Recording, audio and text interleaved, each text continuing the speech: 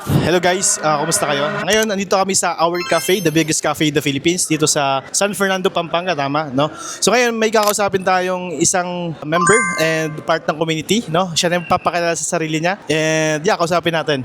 Yun, hello guys. I am Nestifel Rivera from Mabalacat City, Pampanga. And one thing na naka-help sa akin sa trading dito sa community natin, coach, is the discipline.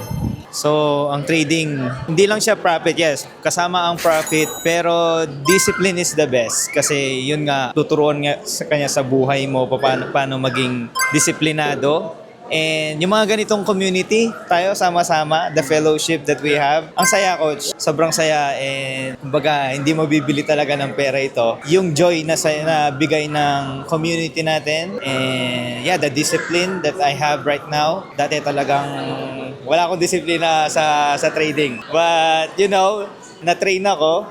Ngayon, coach, nakakatulog na ako pag may trade. Dati hindi. Baka wala stop loss yun. Wala talaga. Aray ko! Ayos. So, Yes. mas disiplina. Yes. And mas merong joy kasi merong mga kasamang Yes. fellow traders sa community. Yes. Yeah, the support, talagang wala akong masabi. Si Coach, grabe, from Taguig, pupunta pa ng Pampanga. Ayos. Thank you, Coach.